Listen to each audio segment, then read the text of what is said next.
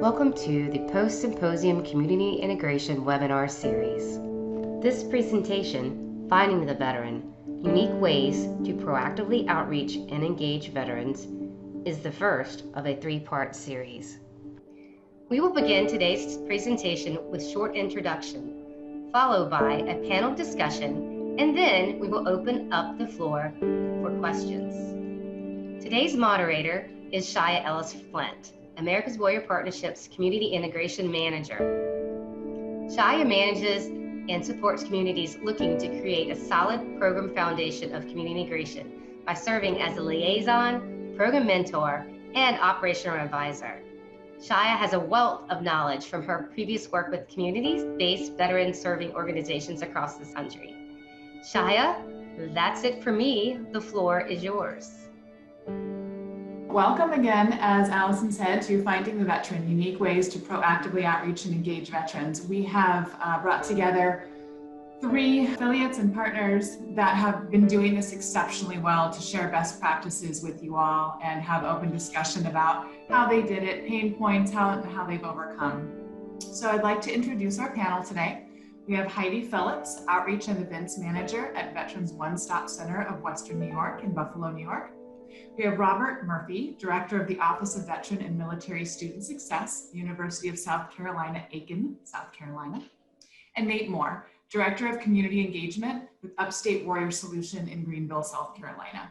So Heidi, can you give us about 30 seconds of who you are? And then we'll move on to Robert and Nate.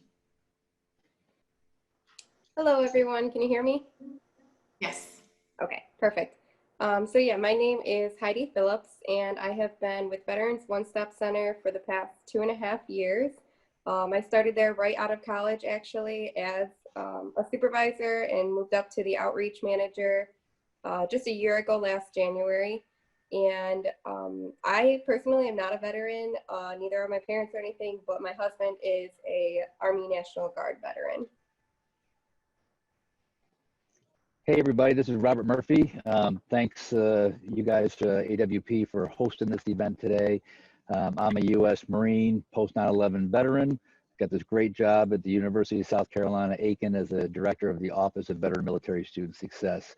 And I think this platform here today that we're talking about leads well into what I do in higher ed. We've seen about on average 20% growth in our enrollment in our veteran and military students. Some semesters we have almost 100% growth, sometimes 10%, but on average our outreach is allowing us to bring in about 20% per year. That means we have about 14% of our student body are veteran and military students that are on this campus. Nationally, that number probably doesn't look like that. So I'm thankful to be here today to speak with you. Hey, good afternoon, guys. My name is Nate, Director of Community Engagement for Upstate Warrior Solution. I've been with Upstate Warrior Solution since 2012 when I got out of the Marine Corps. We were pretty Marine heavy, but we kind of diversified a little bit. So this is my 4th or 5th role and responsible kind of building and maintaining those relationship partners across the Upstate, whether those are community supporters, employers, or different nonprofits and governmental agencies. Shai, I really appreciate the opportunity. Thank you. The first question is probably just an overview, and let's talk about what your team's outreach plan is. Maybe, just kind of like a broader overview of what that is, maybe annually, and then we'll start diving into some more specifics. So, Robert, you want to start us off? Yeah, I would. I appreciate that. So this idea in outreach in higher education, specifically for us, it's veteran, the service members and their family members, not necessarily who have the GI Bill, because we've got to be careful, because what I'm seeing in higher ed is the GI Bill could actually be seen as a commodity, which means you're trading the GI Bill for funds that come in as the institution. So our whole process that we utilize is to ensure it's our business model. First and foremost, it may sound like lip service until you're into our center, it's complete honesty. Therefore, from word of mouth, we're connecting the veteran's life goal to the capabilities of the university. So that does mean that sometimes when I have a veteran or a military spouse on campus and their desire to do this, and our capabilities that we have on this campus don't allow for that. We're a traditional liberal arts institution of higher education. Therefore, we don't have other technical kind of trades. I will walk a student or a veteran over to our technical college, and on the way over there, we will be talking about how to optimize his or her GI Bill. So it really has this idea of an honest broker. And then from there, internally to the campus, the word of mouth just runs with, you need to go on campus, or if you're on campus and the vet's on campus, have you talked to the VMSS, the acronym for our office name, Veteran and Military Student Success. And our community members also do the same thing when someone moves into the community. It tends to say, have you spoken to, maybe it's Murphy, maybe it's the educational institution, but I'll talk later about how that then operationalizes throughout the year. So really it's engaging with the community, being an honest broker, and connecting their goals with our capabilities and staying right in that lane. Outreach, and that's building trust with the veteran population. So that's really appreciated. Nate, do you want to dive in next? I know that you have a Sure, big history on trusted relationships. Yeah, so really as an organization, we're at the point now where we've shifted from trying to get our name out there and doing advertising and building that brand recognition to the point where we are receiving referrals. But this is the most important part, right? So we're trying to maintain those relationships that we've built 8 years ago into what they are now, and that's been really important with the changes that we've all seen since March, is kind of maintaining those personal relationships that we've built to the point we're able to give and receive referrals, especially in a time when we're not able to have those face-to-face interactions or meet with guys like Robert there on campus. Thank you. The next question we have is, what has been one of your most successful reoccurring outreach activities that you've been able to develop? Heidi, do you want to take this one? So Veterans One Stop Center, I'll just give you a little bit about us. We are a nonprofit in Western New York that does free services for veterans and family members. The difference with our nonprofit is that any veteran is eligible for our services. So if you've been in boot camp one day, you are considered a veteran and eligible for some of the things we do. Of course, there's going to be some guidelines that like housing and things like that we're going to have to follow that you're eligible for or not. But we will help you. We will invite you to our events and everything. So the most successful outreach we have had is just getting out in the community at events and that anyone can be at, tabling, setting up a table with our information and leaving a get to know you form on our tables to have veterans fill out. So I've tabled at so many different things over the years, from festivals, fairs, job places. I'm trying to think, there's so many. So this year it's been a little tough for us to do that kind of outreach, but we are overcoming it in different ways, which I can get into later. But for us, it's just being out there. You have a much better connection with the veteran when you talk to them face to face and tell them about your services than we do sending an email or trying to reach them virtually, just because we are still a little new. We're 7.5 years old. So we are still trying to get out there and get the veterans to know our name and know where to come. Robert, can you share a little bit, and you touched on this earlier, about the on-campus, off-campus outreach that you do? Yeah, so the reoccurring outreach activity, that's the specific question. There's a couple things. Like Nate, we are riding the wave of heavy brand recognition for multiple years of just doing the right thing. And no one's going to kid you. There is some luck involved with this, but you have to be very strategic minded. So now what we're seeing is military members coming on campus, and the very important thing about that, so picture that as your community. When they come onto our campus, it's a rather large campus. And because we have high brand recognition for what we do on campus, and someone says, hey, I'm a vet, or I'm a spouse of a military member, or even if it's a traditional freshman student and I'm here using my parents' benefits, literally within minutes, someone's going to have that person or direct that person specifically right into our office. You need to see Robert Murphy. You need to be a part of the VMSS team. They're going to help you find benefits. They're going to help you track your educational goals and strategies.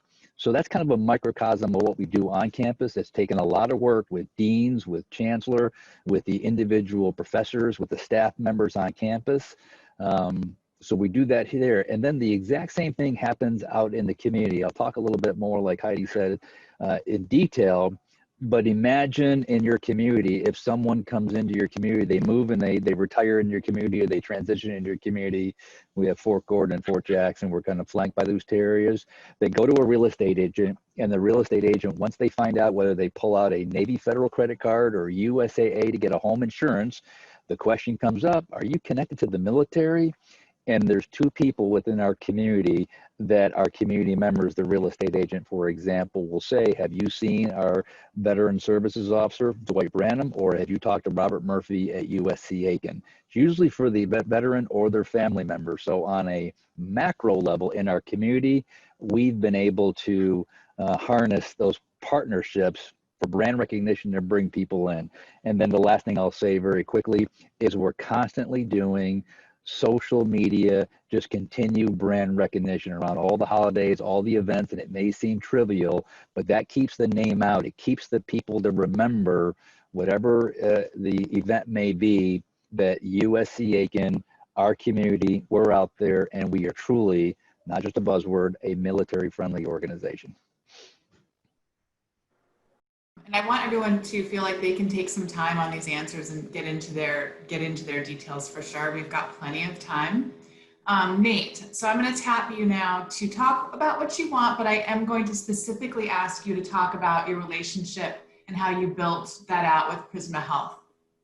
Okay, thanks. Yeah, so over the last, probably 4 or 5 years, we've really started from the top down, building a strong relationship with Prisma Health. It was Greenville Health System before, but now they've merged with a hospital system that covers the Midlands. So for those who aren't from the state of South Carolina, Prisma Health now is the umbrella healthcare system for probably 9 different emergency room hospitals, not included the MD 360s or patient first type places. So we were fortunate enough to have the president and CEO of GHS on our original board. And so that kind of cultivated the foundation for that relationship. So to the point now where we have joint staff members who do outreach for Prisma Health on a part-time basis for all of their veterans who are also on our team to generate referrals. So those numbers in the last year and a half, 2 years, look, roughly 2,000 veterans have come through the upstate hospital systems that have been referred to Upstate Warrior Solution. But since March, we've directly connected to and served 250 vets, and we've closed over 300 cases with those veterans. And those cases, it's really a blurred line, right? So they're in the emergency room for either a new emergency, a illness, maybe a drug issue, and they have other things going on. I've got the breakdown here, but 36% of those cases that they've referred have been housing related issues. And the next largest one is 22% with access to VA healthcare. So we're really trying to do the things that the emergency room can't do outside of their brick and mortar locations. And that's been really impactful, especially without the opportunity to kind of meet face to face, and especially with the VA kind of slowing their in-person interactions right now. That's a big thing I think that we can all focus on, is where are veterans and where can we get partnered with those organizations, right? And I know that there's a lot more discussion coming in pipeline in just a couple of questions on that. So The next question we have is, what are best practices you can share when it comes to regular engagement with the population you serve during the changed landscape of COVID? I'll give you a break, Nate. Heidi, you want to, since I know most of your engagement is an in-person thing and it's probably been maybe most difficult with that model, do you want to share some of the things that you've been doing to transition to a less in-person practice? So yeah, we're normally out and about in the community. So when COVID hit, I thought I was going to lose my job because I'm out every single day trying to connect with veterans at events. And so I had to come up with kind of a new way to reach veterans. It definitely isn't as successful as talking to someone in person, like I mentioned, but what we did was we have partners within our organization that do our employment and benefits and all that kind of stuff. So I kind of set up just like learning sessions with them to host it on Zoom, kind of like we're doing now, where you can log in, and it might not know, it wasn't necessarily meant to be for any specific veteran or a case, but so like our benefits one, the first one we did was like an introduction to veteran benefits, and we just had our benefits employer on there talking about how, like, who is eligible, how to become eligible, benefits you can receive at the VA. And same with our employment, we did little job fairs on Zoom. So we tried to get out there that way, and that way, you know, social media, we can share things and get new veterans, because at the time, everybody was using Zoom. Everybody was switching over. It was the new greatest thing. So people were just looking for Zoom classes to join. And it was actually also a really great way to engage with some of our veterans that we hadn't contacted in a while, that saw it and thought like, oh, hey, like maybe I should know about that. And just had general questions for themselves, even though they already had veteran benefits. It was easier for them to know, like, am I missing anything? Am I ever going to lose my benefits? We did it kind of similar, where we would have the class, you know, an hour, half hour long, and then afterwards it would be open to questions. But if they wanted to dig deeply into their case, we would then bring them back to our case management, which is kind of the end goal with our outreach, is to bring them to a case manager and figure out what they can use and what they're looking for. Robert, do you want to share some of the things that you've been doing to transition to a less in-person practice? So if I can, I want to go back to where Nate was a minute ago, because then you touched on it as well, and then I want to get into what we did during the COVID and how we connected with our community, and that's in regards to, you know, building these partnerships, and I want to make sure at least the audience has several, because there's, you know, everybody here speaking today is just bringing some great points together, but they have some tangible things they could walk away with. So when I moved in, you know, like a lot of us military people, we move into a new community. I remember going through this thing called Leadership Aiken County, and most counties across the nation have something like that. You get together with 13, 14 diversified leaders, and you kind of hang out for the next 6 months doing projects and learning about the various areas of the community.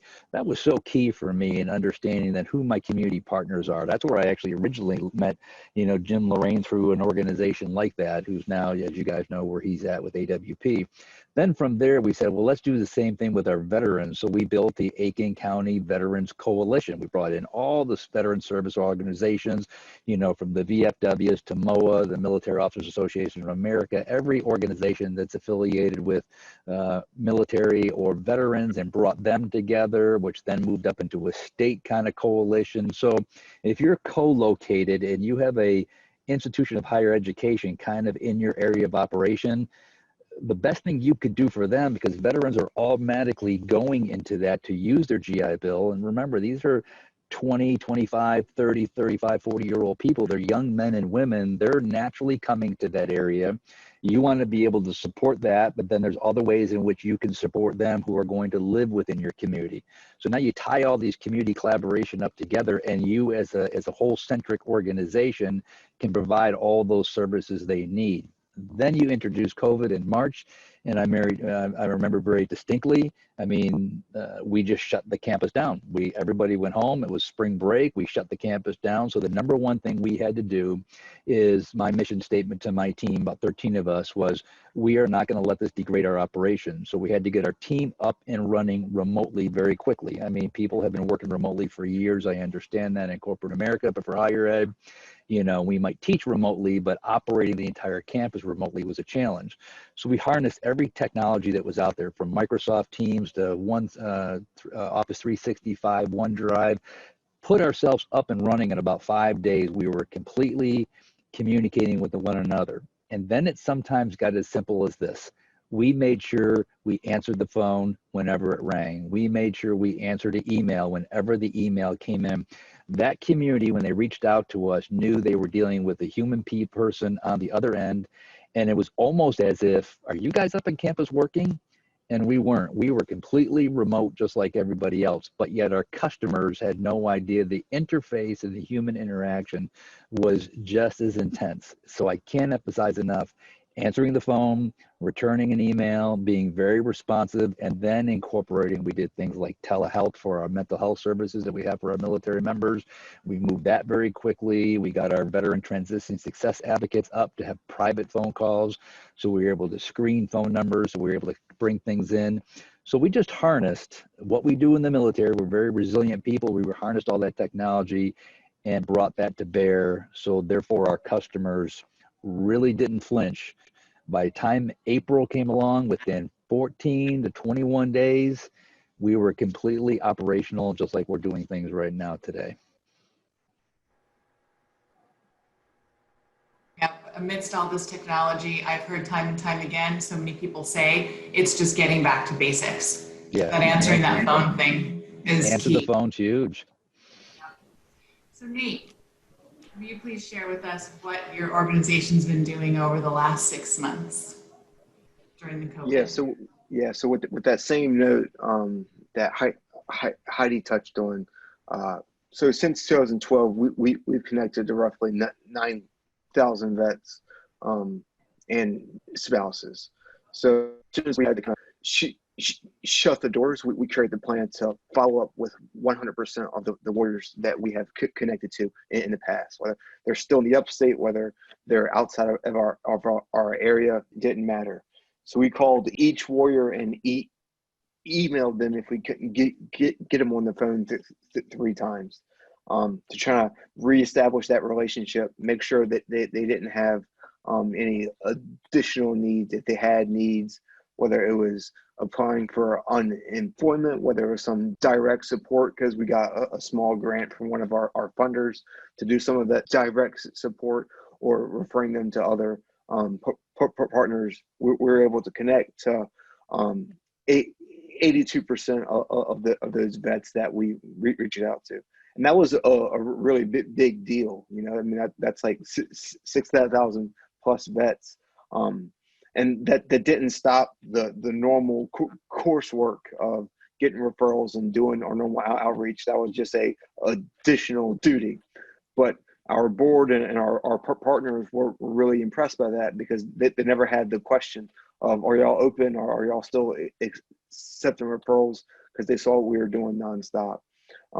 Another thing that we've done in the last, probably 2 or 3 months is really increase our footprint with social media. And we've kind of made a deliberate shift from the pictures receiving a check that all nonprofits do, and really focusing on the warrior and their story, and their family and their accomplishments, since coming back home, whether those are big or small.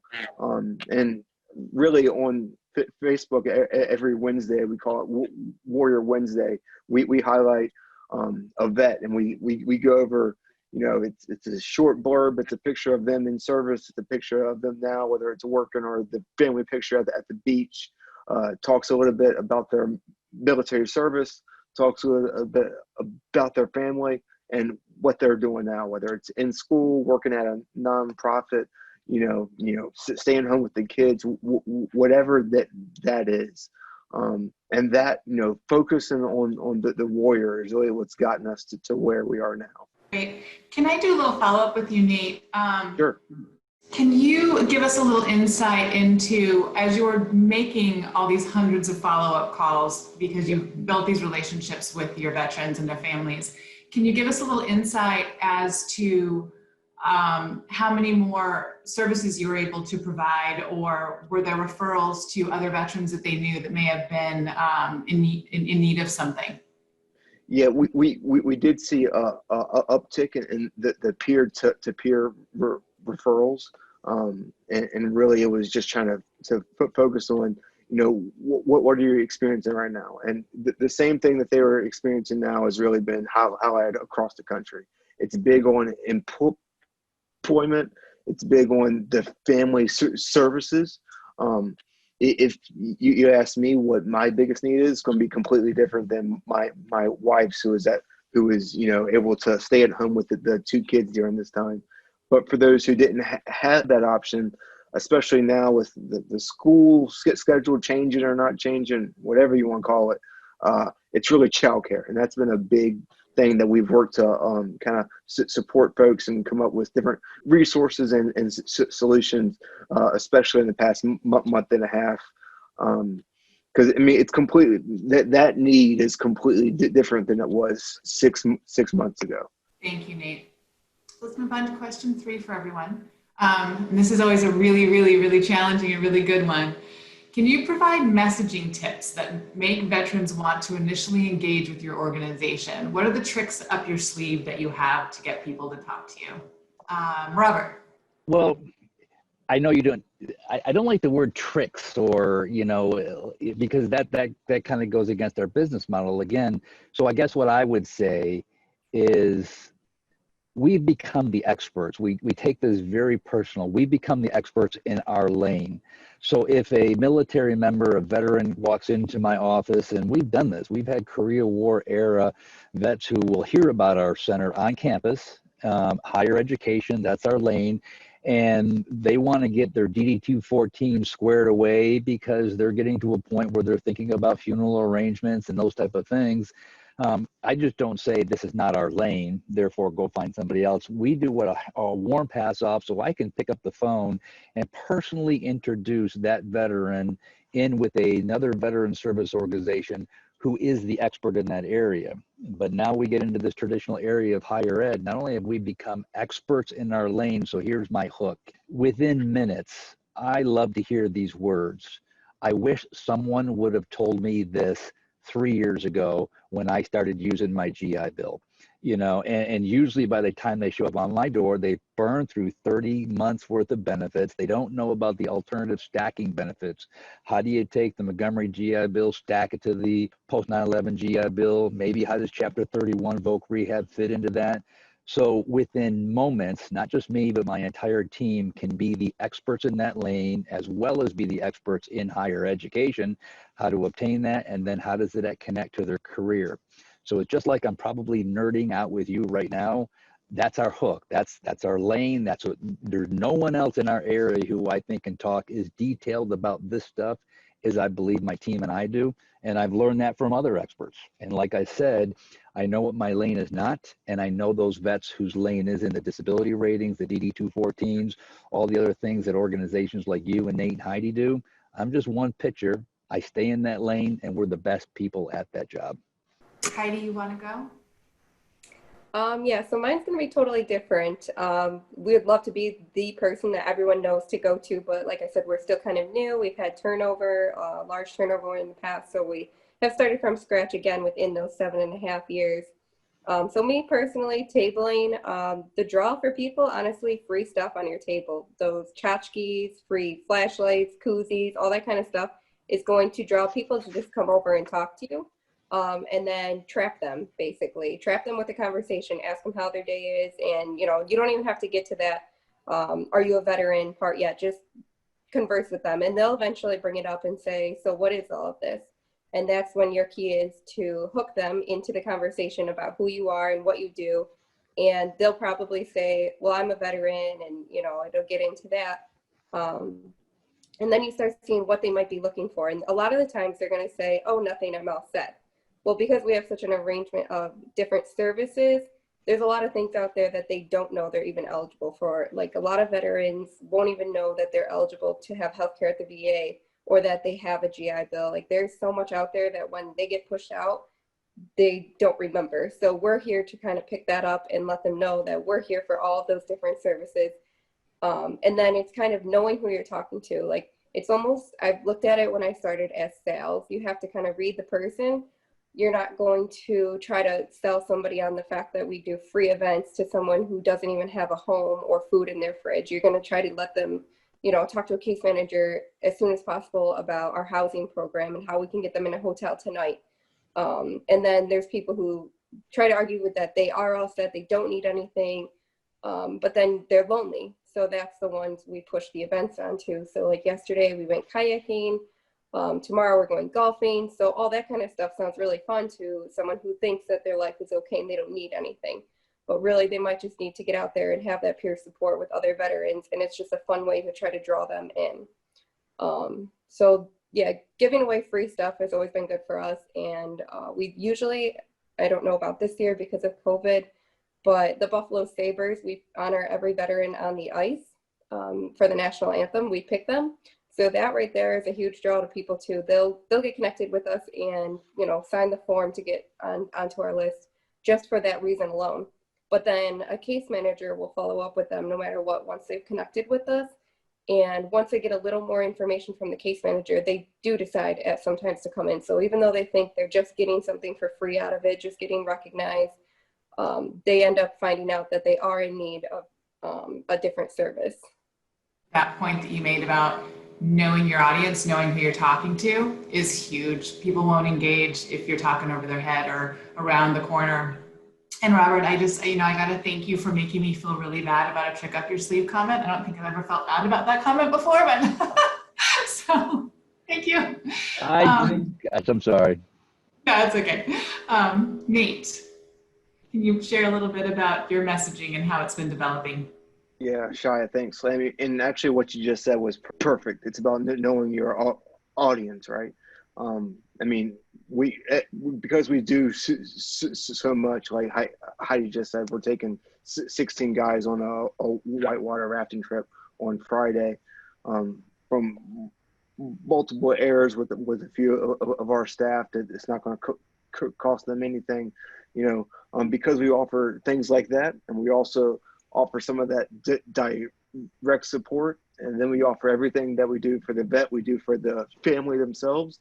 As long as you know your audience and how to build that, you know, personal connection, whether it's a Marine to Marine comment like me and Robert have, or joking on a guy for, you know, joining the Navy or saying I should have joined the Coast Guard, you know, whatever that is, you're able to build that personal relationship. And if you know your audience, you can build ways to kind of connect with them and offer services that they probably didn't know you did, whether it's the Greenville Drive game or going to a Clemson football game where we give away roughly 100 tickets a year to see the national champion play. Sorry, Robert. You know, it's a bunch of different things to kind of build those personal relationships. Yes, Shy, if I can redeem myself. Go ahead. How about a tactic that I do use? It's really important in the same theme of knowing who your audience is. So my staff looks exactly like the Department of Defense. What I mean by that is I have military spouses on my staff, military family members on my staff, currently serving members, reserve, active duty, and veterans. I'm like the token old vet on the team. And it's not that, you know, a spouse has to talk to a spouse and the family member, but specifically in higher education, one of the negative downsides and unintended consequences when you have a large military family member population using the benefits of that service member is they tend to think or stereotype the vet center is typically old white, you know, dudettes, you know, hanging out in the center. And of course, that's not what resembles our DOD. Unbelievable. Diverse organization. So I want to make sure when someone walks into our center, they kind of visually see themselves, whether it's another young family member, and they're like, oh, you're here as well. And then we clearly show them at orientation, you know, 14% of our student population are who you are. That's a lot of us on this campus. So know that you're talking to a vet, know you're talking to a spouse. They're very different, obviously, or a service member who's just trying to figure this out. Know who they are and then connect with them at that point. Being relatable is key. Thank you. So we're at our final question now, and then we will be moving into some Q&A, but this is a real key one, and I think that is so important for reaching the veterans where they are and building that community trust. And it's, how have you encouraged other veterans or the community at large to assist you with your organization's outreach? And so I'm going to pick on USC and UWS for specific answers, but then feel free to elaborate. So Heidi, do you want to go first, and then we'll circle back to you? So one of the ways that this kind of was a thing that we did and kind of thought about during COVID, another way to engage veterans was a referral program, which everybody's heard of for, you know, credit cards and things like that. But we kind of came up with just a small gift card idea where if a veteran referred another veteran, we would put them both into a drawing for a Paula's Donuts gift card, which is a local donut shop around here. And that way, you know, it's like they might not realize that they're actually setting another veteran up for success by getting them connected with us. They might just think it's for the gift card, but it was connecting, you know, multiple other veterans around. And then anytime, you know, we have an event and people have a really good time, we ask them if they would go on our Facebook and write a review for us and share our events, so that way it can, you know, grow and get out there. And, you know, if they like us and we've helped them, they usually don't have a problem supporting us.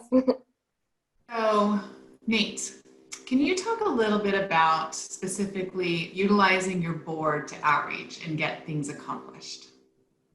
Yeah, so we have two boards. We have the executive board that our president reports to, and those are VPs and folks at their level, and they really support us by kind of affecting and changing, you know, policy at the high level. Sometimes for peer mentors, but they're really there to support our president.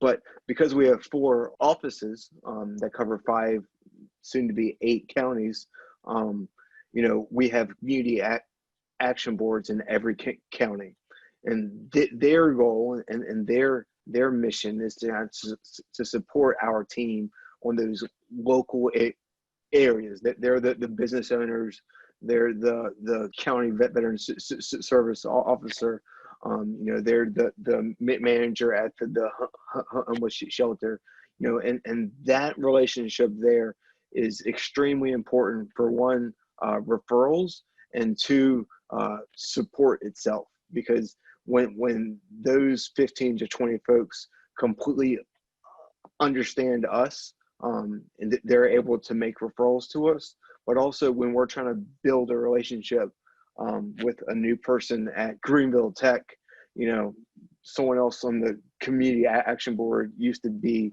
you know, the vice president there, or whatever role there. So that relationship is already built, and those peer-to-peer roles are really what says the most, because we're getting, you know, it's one thing to have a great Facebook ad, you know, or a radio board or whatever, but when you have someone that you trust and respect is able to vouch for, whether it's a business or, you know, or organization, that really means something different. Because I mean, think about it. When you're looking for a general contractor to update your kitchen for you, you can go online and look at who has the most stars and hope it's not Chinese bots, or you can call your friend that just had the same thing done, and their kitchen looks great. Like, hey, who did y'all use? Would y'all do it again? Yeah, it was great. Or no, it really wasn't that good. We should have gone with so and so. All right, well, I'm gonna call so and so. Another thing that we've been doing for years is building relationships with our local law enforcement and first responders. That includes, and is not limited to, going to every roll call from 6 p.m., 6 a.m., 9 a.m., and 7 p.m. and talking to all the cops who are about to go on the road, and then doing it the next day, because that's that's shift B, not shift A that you did before. All right. But one thing that they've kind of experienced is when they'll go on our website or give out a card, one, they don't know what follow-up was done, or two, when they're going on the website to kind of make a referral, they're like, I'm not sure if this is my name, or do I put the veteran's name? Do I put my cell phone? This guy's homeless. I don't know what address this is. You know, so those referrals on the website were kind of clunky. So now we've added a completely different section for you know, for first responders to make referrals about the guys and gals they're meeting on the road. And there's a spot for the vet's name and their name. There's a box for, do you want us to follow up with you? What number do you want us to reach out to you to get some backstory, or, you know, say, hey, we spoke with John, you know, we're taking care of him. So it's doing things like that, and always being willing to kind of adapt your practices to serve the veterans in your community is extremely important. Great, and I just want to give a shout out to UWS right now that they have reached a really lofty goal. They've have identified 80% of their post 9/11 veterans, so that's a really, really big deal. We just I want to congratulate y'all for doing that. And just highlight the really good work that's being done. And with that, Robert, can you expand a little bit on some of the business and corporate relationships you have built for utilizing community outreach and relationships, and then expound on that however you want? Yeah, certainly. So again, as military members, you know, one of the most important things we learn in our craft is to know your area of operation, know the people, know the surrounding area, know who your industry is, how everybody interrelates at a low level within the nonprofit world, as well as in higher education. What I'm getting ready to say is kind of like the, you know, the duh factor. Competition can become, you know, pretty fierce. And so one of the things that I tried to work on is kind of like disarming the competitive nature, say for example, for a traditional institution of higher education and perhaps a technical college. We're not competing against each other, because our customers are coming in. One is looking for one and one is looking for the other. And then together we can both serve those needs. We do the same thing with the nonprofit organizations in town. We're in this lane, they're in that lane. And then our whole community gets around the overarching objective of how can we best position these military members, service members, or families for their desired success. It's kind of our vision statement. So we take that exact same mindset when we move in and start working with, I don't want to say move in, but when we work with our industry partners. So in our surrounding areas, so for example, it's just being very situational aware and having, again, the Aiken County Veterans Coalition, to what's happening in higher ed, to what we do in the state, and being aware of our customers. So when you pull into Lowe's, and all of a sudden Lowe's Hardware has these new signs up that says, you know, preferential parking for veterans. It's taking a moment to take a snapshot of that, reward the manager of Lowe's and the corporate Lowe's, and say, we're not asking for anything other than to say, man, that was awesome. Thank you for doing that. And we actually walk in and hand a business card. If there's anything I can do to help you, please let me know. Within minutes, that Lowe's manager is saying, my gosh, I need people on the shift. I need this. Be a great job for a 9/11, post 9/11 vet who's going to school at the same time. Bam, I've just opened up an employment opportunity for our students, as well as to help that customer meet their hiring needs that they may have. Then you take that on a very big industry level. Within our backyard is the Savannah River site. They have a graying, aging force that's out there. They're looking to recruit and train engineers and business people and even nurses. And so the same thing, we've signed a memorandum of understanding where they have helped me and donate funds to keep our center moving and everything that we do here. I like to say, keep the coffee going. And that at the same time, I'm really working with our veterans population to help prepare them to go into, you know, use their degree and then move into the career force. So we have paid internships where the site will support them in various areas. So I'm kind of socializing what their needs are. And in this case, Savannah River National Lab and Nuclear Solutions and some of the other local areas, Bridgestone, Tire, and others. And I'm helping them with interns. I'm ensuring that that veteran who's in higher ed, who's transitioning well, who then can go into an internship and then hopefully move into a full-time hiring opportunity from there. A is being totally aware of your surroundings, know what your needs are of the other nonprofits, the other jobs, and then going in and working with them to help them accomplish their mission. And at the same time, they're helping you to accomplish their mission. I tie it all the way back down to the real estate agent, to the store owner who offers a 10% military discount when they pull out the Navy Fed card or the USA card. It's not that they're waiting for them to say, hey, I'm a military member, can I see a discount? The store clerk is saying, hey, you have a Navy Fed card. Are you related to the military? You know we're offering a 10% discount. And then it goes into, yeah, we just moved into the area. And then it goes into, and fill in the block. Do you know Nate? Do you know Holly? Do you know the rest of these people who can get these done? That collaboration is key for our success here, at least in my area.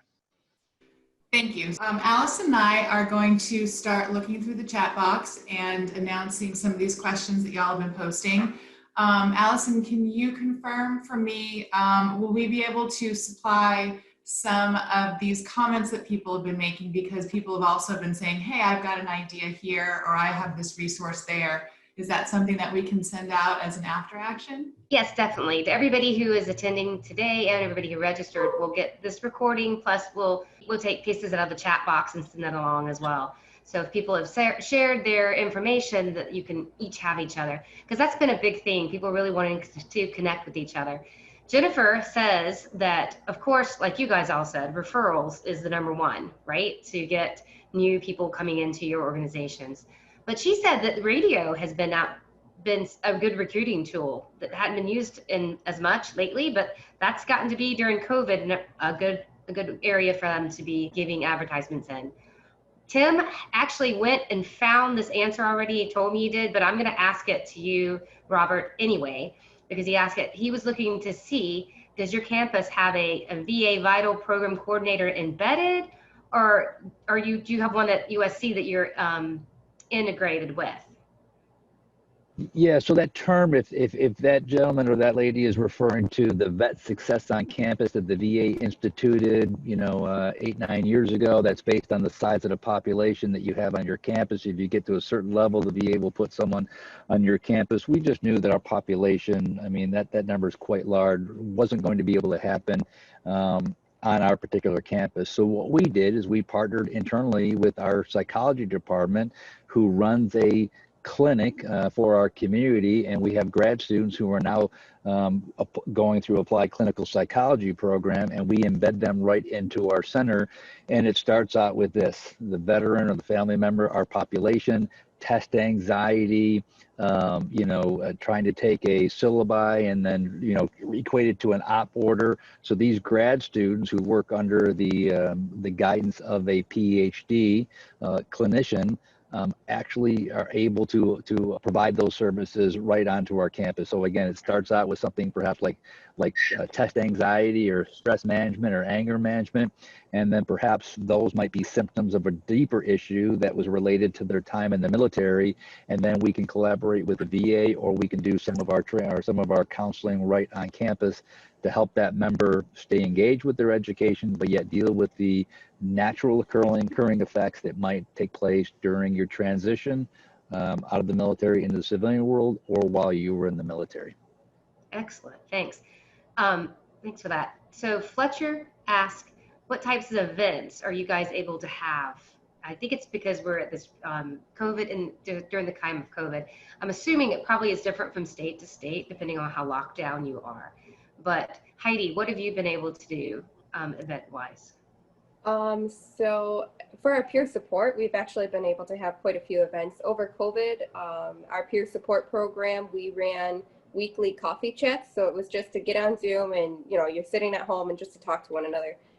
Since we've been back in the office June 1st, we never actually closed, but we were working remote, but we've been back since June 1st. We've been able to have smaller events that have slowly increased in numbers over time. So we have done a couple picnics. We've done a lot of different hikes. We did the kayaking. We're going golfing. So a lot of outdoor. Our weather's turning here. You know, just this week it's getting a little colder. So we're trying to think of different things that can keep people active in the winter that we can do where you're not enclosed in a certain area. But we also started what's called Military Miles, which is a fitness challenge. Since I don't know if it's like this in other states, but New York had gyms closed for a very, very, very long time. And people are looking to get active. People want their exercise routine. So we actually purchased Fitbits and gave them out to a couple veterans in a 12-week program. You have to dedicate yourself to, you know, 2 Zoom calls a month and attend at least 2 out of the 4 of the hikes that we schedule as a way of peer support. And also you're getting that peer support with each other through the Fitbit app. You're seeing, you know, people are cheering you on, you're sharing your activities. It's definitely a lot more motivating when other people can see how many steps you've taken for the day or if you've done any exercise. So that one's worked out really great for us. We started with a really small group, and that's going to wrap up around Thanksgiving, and we're just going to keep going with it each quarter. Excellent. I'm amazed at how much you guys have been able to do. It sounds like you've been able to be very innovative, and I love the idea of using the Fitbit. Nate, what events, you guys said you went on a camping trip. Have you been able to do some pretty good stuff?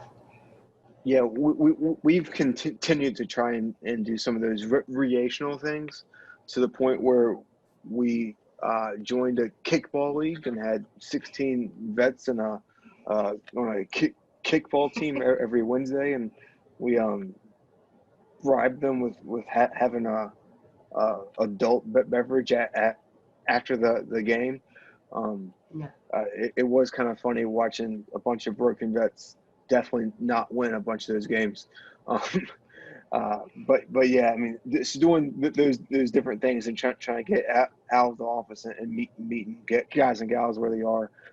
We also had our family support program does a amazing job. One of the things that they did was, like I mentioned before, with kids being at home more and more, and parents trying to figure out every day something they can do that doesn't include Netflix.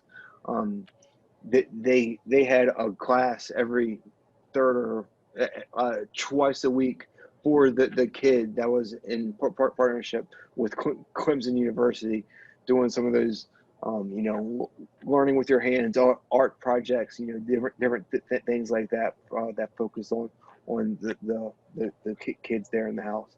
So there's different things like that. You know, you've got to be creative with some of this stuff. I see. Thanks. That's, you know, that is very creative. I like to come play some kickball myself with you guys. But Orlean says to everyone, she's talking about like giving just advice, like they've done a good job, it sounds like, of working with their transitional military bases to get some of the education and training to count toward college credit while on active duty, which is, I know that's been a big thing. Robert, have you guys been able to do much with like getting any of the active duty education stuff transferred, or? Yeah, that's so I would say buyer beware in that area. The jury is not fully out.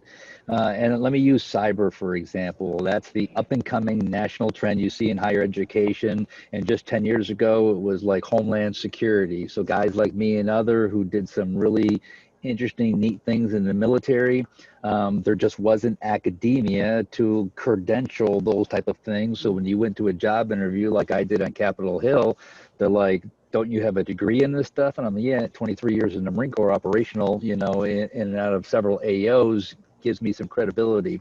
So you take cyber and the same thing. Cyber in higher education, when a student or a service member gets out of Fort Gordon, top secret clearance, SCI, every single credential you can imagine, and does not have a degree in computer science, you know, industry is saying, I'll just take the top secret clearance and all those credentials.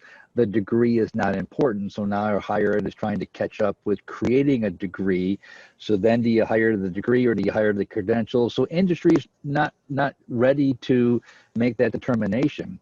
Higher education would say that even the transferable corpsman type things, again, you got to go back to industry and insurance regulations in the hospital community would say these educational proficiencies are required that come out of an accredited institution. You may have skills that can help you get through higher education, but they're just not going to hire the corpsman off the street to go into an ER and stop operating. Some educational institutions will tell you, we will 100% take all of your credits and transfer them in, but that doesn't mean the employer is going to accept that transcript as a credential, an accredited credential, to then put you in line at whether it's an ER or working in cyber or building a bridge, whatever it may be. So I'd be very careful with that language. So it's dicey. And again, it goes into higher education. Employers are looking for accredited institutions. Therefore, the accredited institutions have credibility to the employer. And I know I'm long-winded on this point, but I would say it's not as clean and easy as some institutions would make it out to be. And that really goes to the open communication and really knowing, I think, where boundaries are, and that spans, not only education, but communications in what we say that we do as organizations and building trusted relationships. It is now 3:00. Thank you, everybody. Heidi Phillips from Veterans One Stop of New York, Nate Moore, Upstate Warrior Solution, and Robert Murphy from USC Aiken. I should say University of South Carolina Aiken, just so there's no confusion for our West Coast folks. And thank you so much. Again, you will have access to this video, this panel. It's been recorded, as well as all the comments and information that has been shared in the chat. So we thank you all for your time and your enthusiasm and your sharing of best practices. Before we go, I have to say, the America's Warrior Partnership mission is to empower communities to empower veterans. We hope today's session, Finding Veteran, Unique Ways to Practically Outreach and Engage Veteran, provided you with wonderful insights and best practices. To empower your veterans, you must first connect by finding and engaging each unique veteran in your community. Over the next 2 days, we will learn from other experts in the field, coming together and collaborating with the ultimate goal of improving the quality of life for all veterans. Thank you to our sponsors who have provided us with the Symposium ability, as well as our post-symposium community integration sessions. We hope to see you tomorrow at 2 for Knowing the Veteran, Building Strong, Trusted, Long-Term Relationships for Best Support. We kind of got a little bit into that today. And keep an eye out for our information about next year's symposium. Thank you guys for your engagement and all the questions. And everybody, have a great day, and we'll see you all tomorrow.